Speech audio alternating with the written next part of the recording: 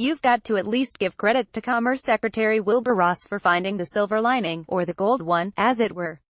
It was late October 2017, just days before the so-called Paradise Papers, a tranche of leaked documents, would reveal that when he divested some of his holdings upon taking office, Ross had retained assets in a shipping company enmeshed in Vladimir Putin's inner circle.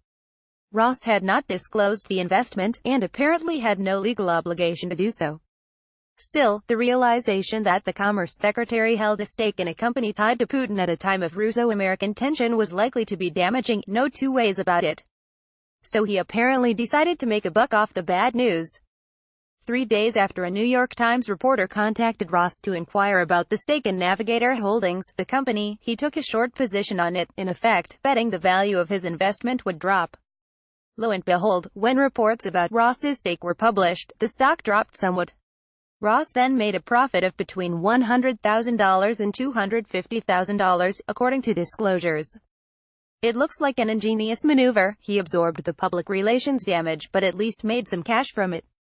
Forbes first reported the short sale earlier this week.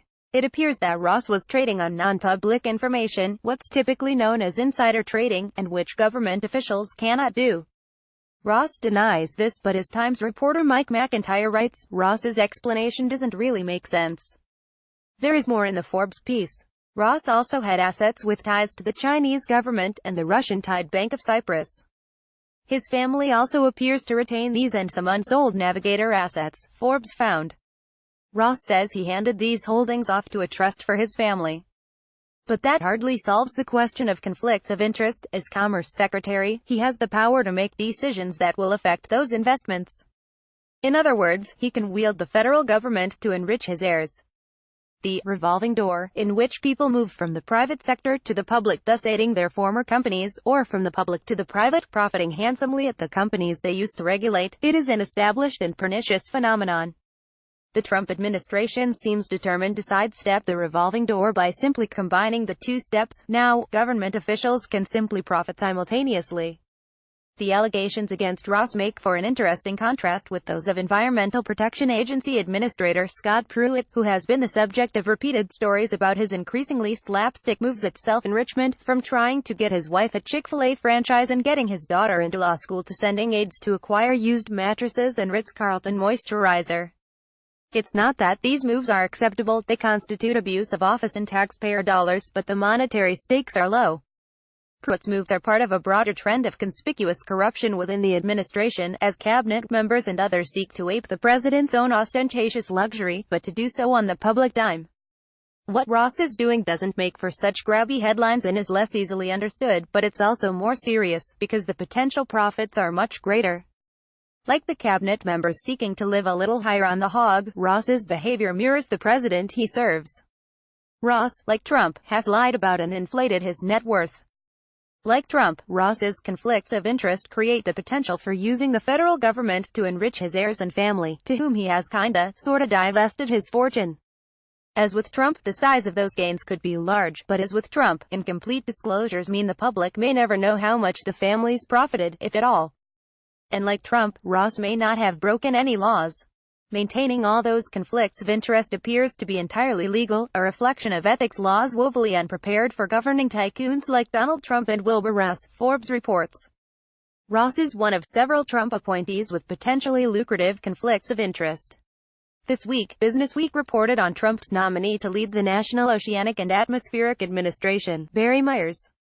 As chief executive officer of AccuWeather, Myers and his brother Joel have long lobbied against the National Weather Service, a division of NOAA. The Myers has objected to the fact that NWS gives away its data, which is generated at taxpayer expense. The problem, from their perspective, was the competitive challenge that it posed to AccuWeather, which charged customers for its own data, never mind that AccuWeather relied on the free NWS forecasts. They sought to limit what data NWS could make public. Attempts in Congress failed. But, as Businessweek reported, Barry Myers remains a champion of limiting the agency's public role, opposing its use of social media to spread warnings. We fear that he wants to turn the Weather Service into a taxpayer-funded subsidiary of AccuWeather, says Richard Hearn, attorney for the National Weather Service Employees Organization. Myers may soon be in a position to do that. In October 2017, President Trump nominated him to be NOAA's administrator. Furthermore, as Businessweek noted, unlike Environmental Protection Agency Administrator Scott Pruitt, who merely has close ties to companies he regulates, Myers co-owns one that could directly benefit from his policies. Myers has vowed to leave AccuWeather if confirmed, but his family will still control the company. New revelations against Interior Secretary Ryan Zinke suggest he has his own serious conflicts of interest. Politico reports, a foundation established by Interior Secretary Ryan Zinke and headed by his wife is playing a key role in a real estate deal backed by the chairman of Halliburton, the oil services giant that stands to benefit from any of the Interior Department's decisions to open public lands for oil exploration or change standards for drilling. Meanwhile, questions remain about how an electrical company with just 2 employees located in Zinke's hometown snagged a $300 million contract for electrical work in Puerto Rico after Hurricane Maria. The contract was later canceled after the company failed to deliver. Zinke has said he was not involved. Zinke has also engaged in some of the same fine living on taxpayer dollars as other cabinet members, including extravagant flight costs. These high-dollar conflicts of interest are not new to the administration. In fact, the most brazen of them was revealed last year. Trump appointed Carl Icahn, like Ross a famed investor, as an unpaid advisor. In that capacity, Icahn worked to advance his own personal interests, pushing the EPA to aid a refinery he owns. Icahn was forced to resign on the eve of a New Yorker report on the conflict, though in April the EPA approved a waiver Icahn had sought for the refinery. That incident alone should have been an embarrassment to the administration, a one-time black eye. Instead, it continues to repeat itself, and Democrats are planning to use corruption as a central talking point in the midterms. That pattern is a testimony to presidential leadership, as long as Trump himself does not make full financial disclosures and creates circumstances for his family to profit from his stewardship of the country. It's only logical that his lieutenants will continue to emulate him.